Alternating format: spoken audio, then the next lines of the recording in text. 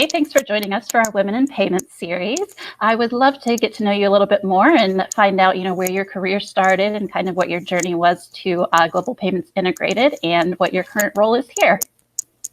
Great. Thanks so much, Ashley, for having me today. I really appreciate this. So I'm currently the Director of Partner Success. I've been with the company for 15 years now.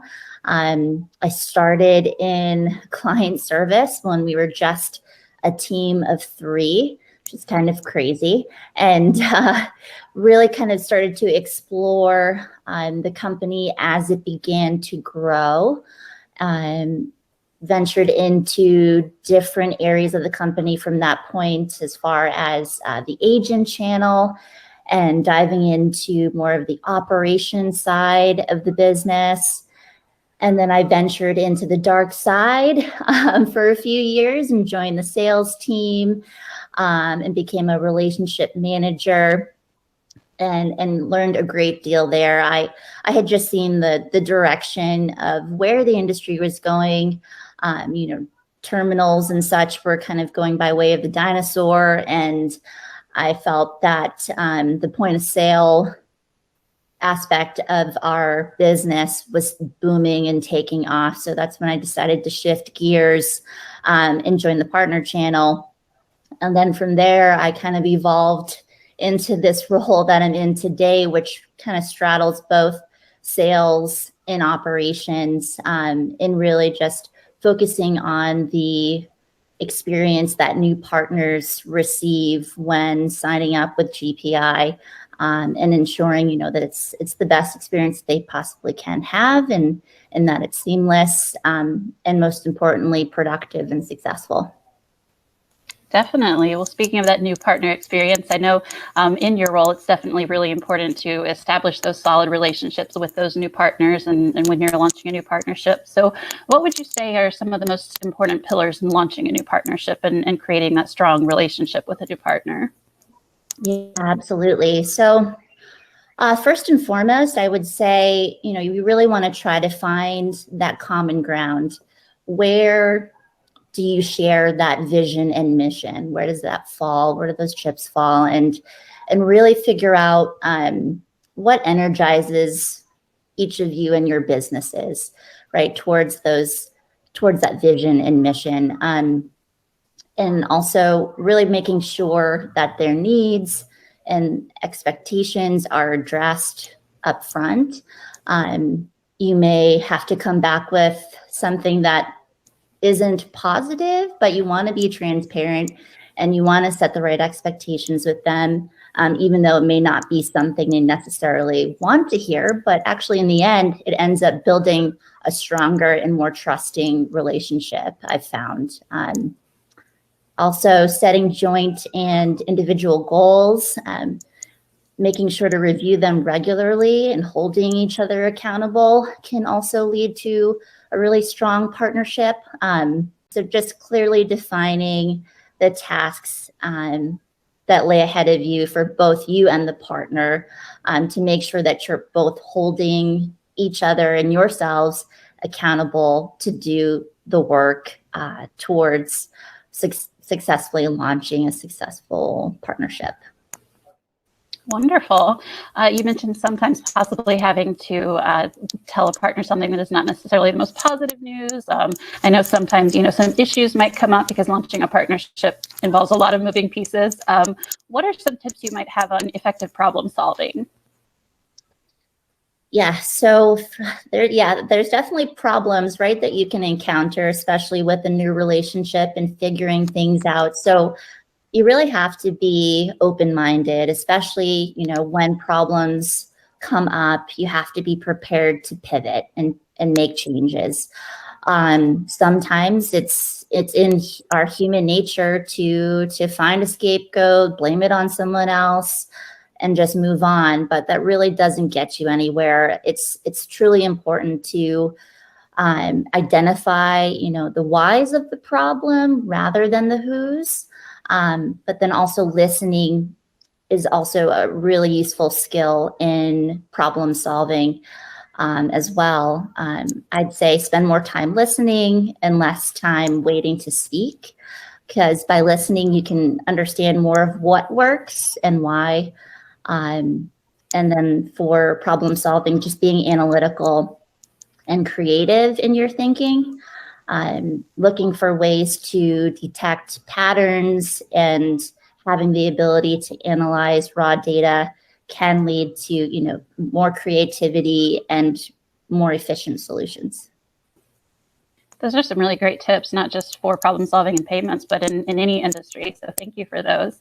How do you establish meaningful relationships professionally, especially in this new sort of mostly digital, mostly virtual world that we're in right now?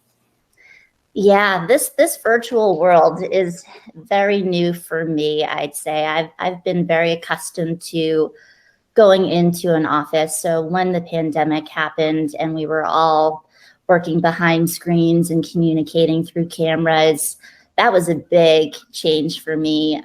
So one of the ways that I've tried to establish meaningful relationships is actually just making small talk, a part of my regular agenda. I find that small talk can, build connections, empathy, and understanding. It also helps to just kind of lead into the bigger conversations that you're going to have with your peers or your coworkers. I also find that it helps just to kick off on the beginnings of or the creating of communication and goals. And then personally, as a manager, for me, I find that small talk can help to identify some deeper happenings with folks on my team, like burnout or stress. So yeah, that's one that I try to instill on a regular basis. And then I think the one that you hear all the time, and something that's been a New Year's resolution for 2021 for me, is to keep your camera on. Definitely. I know some days I have issues with that. I'm like, oh, do I really want to turn the camera on today? But so that's definitely a good tip, because it really kind of personalizes and gives back some of that, what we're missing from not being in the office with each other. Yeah, exactly. So to kind of switch gears a little bit, just some more like fun personal questions. What kind of hobbies or personal interests do you do when you're not working on partnerships here at Global Payments Integrated? Well, I'm living in New England, and when, a good chunk of the year is spent indoors due to weather, you had to get a little creative as far as what hobbies and things you could take on. But surprisingly, one thing I fell into was floral arrangements. I absolutely love going to Trader Joe's and just picking out some sets of flowers and bringing them home. And it's very therapeutic for me to arrange them, but then it's also just visually appealing for the next week or 2 weeks to have out in your home to look at. So yeah, I kind of picked that up along the way. That's really creative. I love that.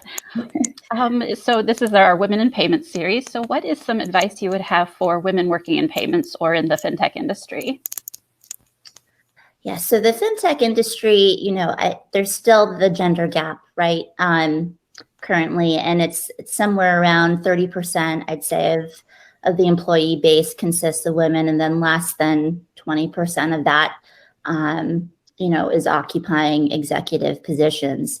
So my advice would just be to commit to doing the work to ensure gender diversity becomes more of a reality. And by work, I mean, be your own hype woman.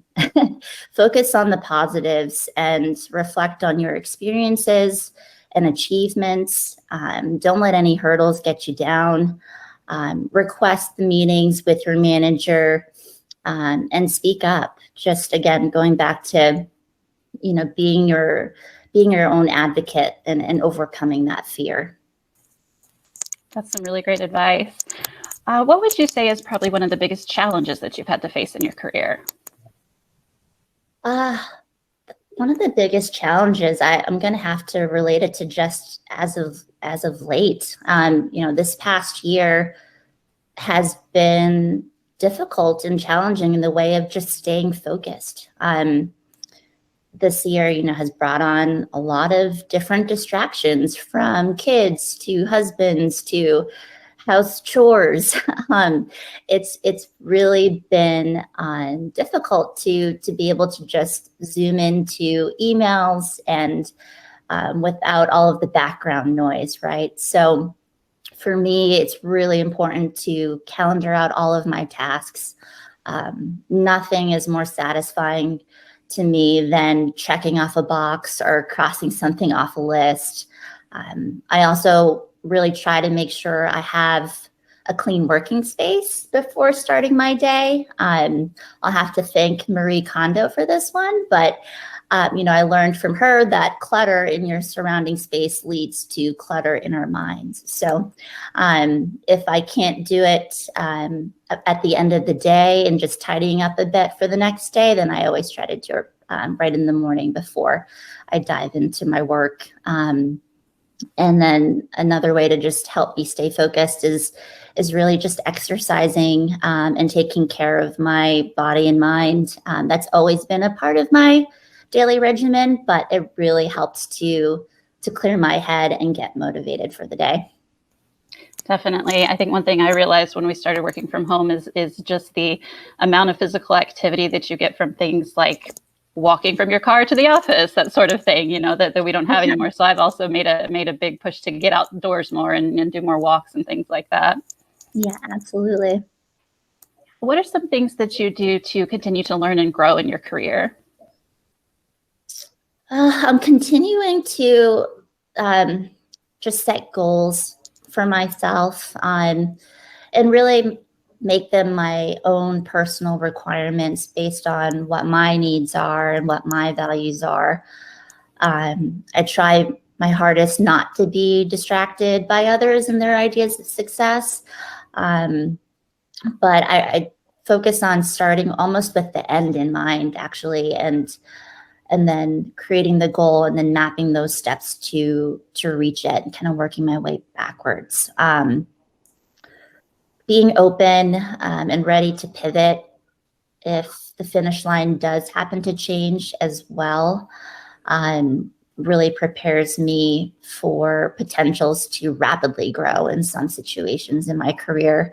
And then most importantly, celebrating your wins, no matter how big or small. And it's more so taking that time to reflect on how you got there and how you reached those achievements, but also on the flip side, tracking your losses as well and digging into those mistakes and figuring out how you can problem solve those for the future. Absolutely. What is some advice you might have for somebody wanting to enter the fintech industry? Yeah, so I mean, this industry is huge. It's bigger than you think, and there are so many avenues for you to go down, from your traditional programming all the way up to blockchain, right? There's an abundance of opportunities for you and your skill sets. You just have to open your eyes and look for it. Definitely. There's definitely a lot of different opportunities and different pathways in the industry. So one more question. What would you say is your favorite thing about working in the payments industry? You probably hear this one a lot, but I truly do agree with it. It is ever evolving and it's moving at a rapid pace at all times. And it's really what's kept me around for 15 years. The disruption that is driving the constant innovation happening around us, I find exciting, and it really does leave little room for dull moments. I'm most impressed by the thoughtful automation that's happening right now that I'm seeing come out of the fintech space, and just how companies are continuing to seek out ways to cut down time and costs for business owners. Definitely. It's definitely never boring. Very interesting industry for sure to work in. Right. Well, thank you so much for joining us for our Women in Payment series and talking to us about your career and creating meaningful work relationships. I really appreciate it. Thank you, Ashley. I really appreciate the opportunity. Thanks so much.